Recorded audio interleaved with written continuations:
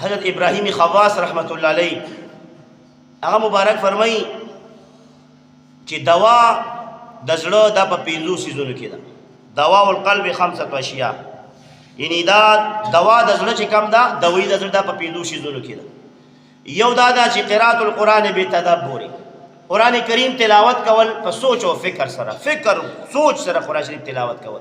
توتی چوری خوري نه راټا نه چې بس لګي پړه پړه پړه پړه پړه او بس پويږي پیدا چې سوي الله پاک په دې ایتونو کې. دا تلاوت نه.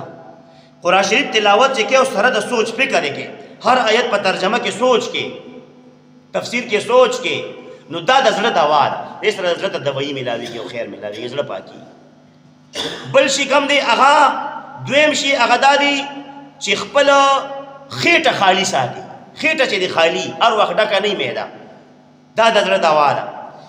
او دریم قیام اللیل، د شپې چې څوک تهجد ته پاسي نفل ته، نو دا انسان ته د زړه دوا ملو شو. او بل سلورم چې کم دی د سحر په وخت کې، تهجد په وخت کې زاری او فریاد کول، الله پاک ته جړا کول، خپل ګناهونو معافی غوښتل. او پنځم مجلسونه د صالحین، د نیکانو خلقو مجلس کې ناستا، دې کې د زړه دوا ده. دا 5 سيزونه دي. ابراهیم خواص رحمت الله علیه معمولی سړی نه دی، دا ډېر لوی صوفي با صفا انسان دی، ډېر لوی. نو هغه دا پریکټس کړو، په دې باندې هغه تجربه کړې وي، د کلونو تجربه وي، اسې دا هغه نه دي فرمایل.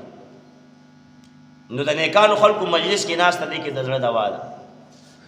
دغه شان د شپې زاری پریاد د تهجد په ټیم کې الله ته کول، او بیا د قیام اللیل د شپې نفل کول، او خالی خېټه ساتل، او قرآن کریم تلاوت په فکر او تدبر سره کول. دا 5 سيزونه دوا القلب، د زړه دوا پدې کې ده. دې کې سوچو کې مونږ کم شي شته، دا ټول ممکن نشته. نو لړ غوړونه خو ځکه لاړل تور شو، تور په ګوډاونو او صفای غلړو چا سره شته. هر سړی وایي جنت روانه و، ما ټیکټ اوکې کړی دی، او د نور ته چې وګوري کنه اول زو بیا تاسو وی دا ټول جهنميان دي، دا ټول غلي دي، دا ټول وی بدکار دي. او دې اړو ځان ته ګوري نه چې زه څه شي. شپه او ورځ په دې کې سوچ کې چې زما څه پوزیشن، زه په کومه لار روان یم، ما څه کړي، دین د پاره مې څه کړي، د ځان آخرت د پاره مې څه کړي، د قوم د پاره مې څه کړي، د دې گاوند د پاره مې څه کړي، د رشتہ دار د پاره مې څه کړي، د کونډ یتیم د پاره مې څه کړي، ما څه کړي، ما سره رسیدي.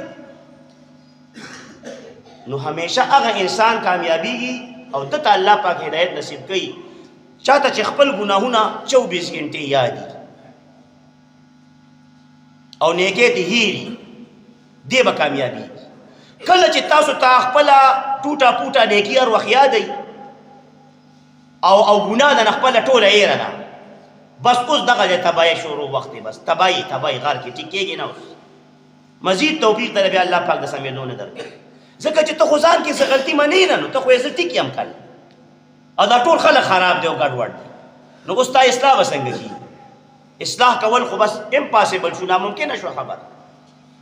چې کله زه چې ما کې کمی دی، ما کې ډېر کمی دی، زه ډېر کمزوري ګناهګار، نو اوس به د توبه، استغفار، جړه، فریاد، نفل، صدقه، خیرات، چا سره ښېګړه، دا به زه کوم که نه، ځان د ښه کولو دپاره چې زره ما آخرت ښایسته شي، دنیا مې ښایسته شي، الله پاک رضا شي. خپل ګناهونه هر وخت ځان ته یاد ساتئ او نیکۍ خپلې هېروئ. نیکۍ یادې مه ساتئ، دغه کې ګټه نشته. ګناهونه هر وخت واړه غټ، صغیره کبیره، پټ ښکاره، ټول هر وخت ځان ته یاد ساتئ. الله پاک به تاسو له د توبې توفیق هم درکوي او مخکې د کامیابۍ توفیق هم درکوي.